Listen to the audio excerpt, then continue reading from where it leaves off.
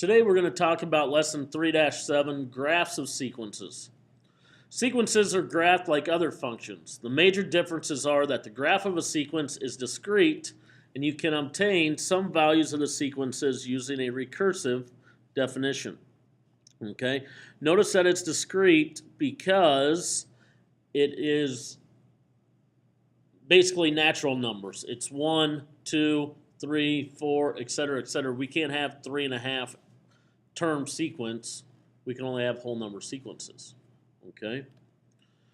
An explicit formula. We've seen this earlier. An explicit formula gives an expression for the nth term of a sequence in terms of n. An example is a of n is equal to 4n minus 6. We solved a problem like this with the choo-choo train. Okay. A recursive formula gives a first term or the first few terms and an expression for the nth term of a sequence in terms of previous terms. An example is state of the first term, and then a of n is equal to the previous term plus 4 for all n has to be greater than 1. Okay?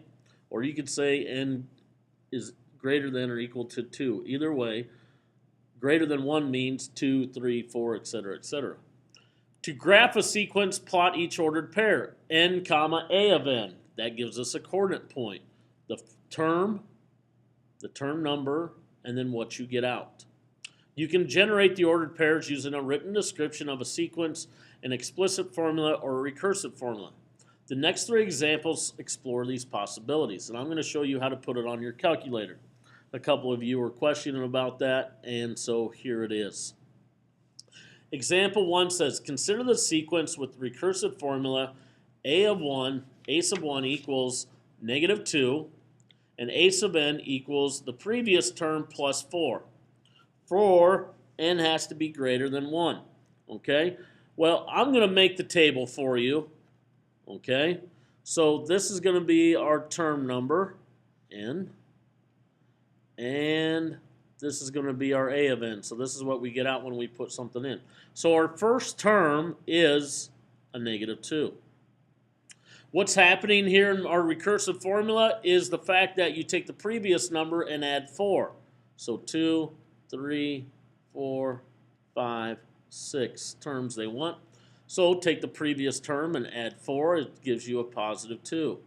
Previous term plus 4 gives me 6, gives me 10, gives me 14, gives me 18. You can do the same on your calculator, and I'm going to show you how to do that now. So you might want to pay attention. Okay?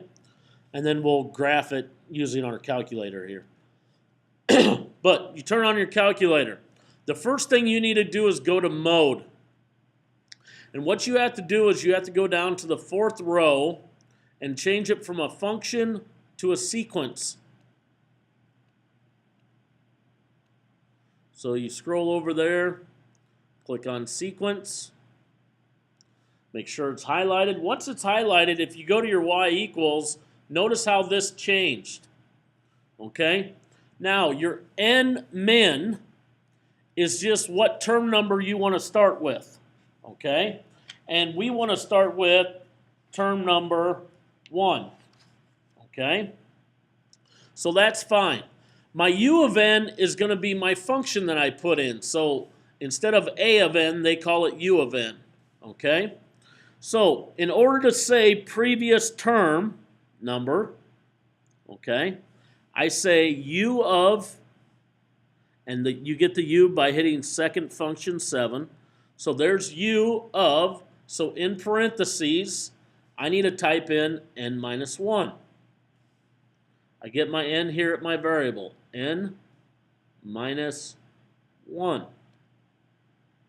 That says my previous term. So my previous term, and then what do we do? My previous term is plus 4. So I type in plus 4. Okay? My u sub n of min. This means basically what is my first term? Okay?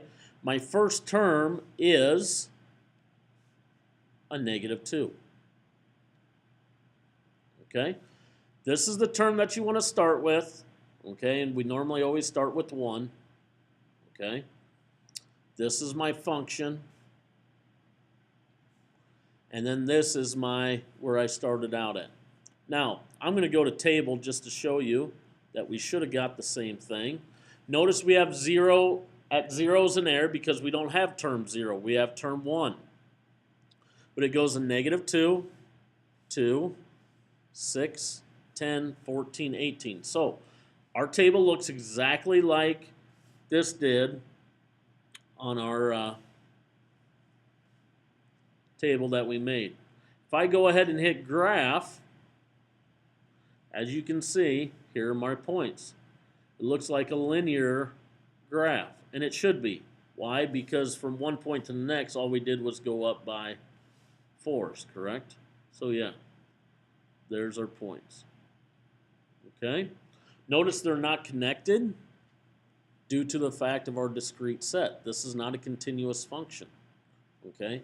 The first term has a number, the second term has a number, the third term has a number, so on and so forth. Okay? So there's your graph. Don't connect your dots. Example 2 says, recall the explicit formula for the sequence of lengths L of n of a train with n boxcars from less than 3-6 and Ln equals 72 plus 41n. Graph the first 6 terms of L of n using the explicit formula. So we're going to do that. Okay. So the first thing I'm going to do is go back to my calculator here. Hit y equals. We still want to start on the first one, right? Okay. And in this,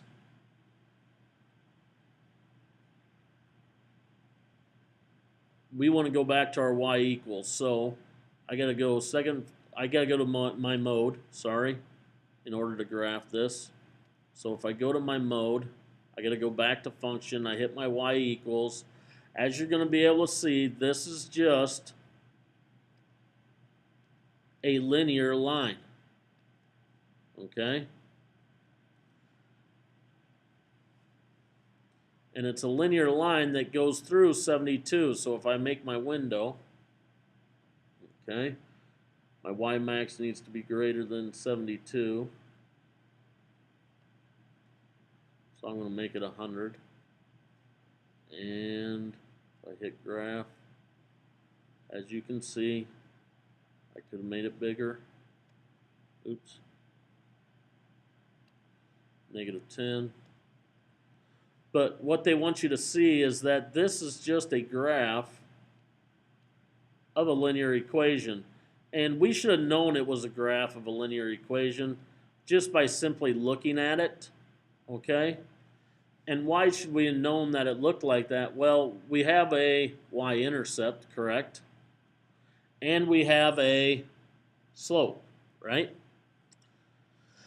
So we know the first 6 terms. If you put 1 in, 72 plus 41 is, okay, 83, correct?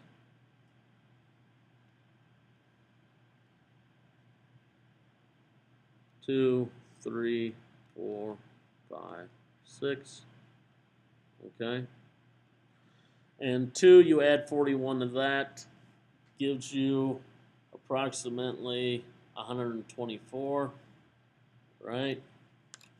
If you add 41 to that, you get 165. 41 to that gives you 206. 41 to that gives you 247. 41 to that gives you 288. Okay? So there are my terms. This is my L of n, okay, in my explicit formula. B says graph the function using the domain set of all reals. Well, you just saw it on our calculator. When we graph the set of all reals, what we get is this continuous function, right? And so the dots are connected. In my explicit formula, they shouldn't be connected because we don't have 1.5 terms, okay? So that's what you should say. in your explicit,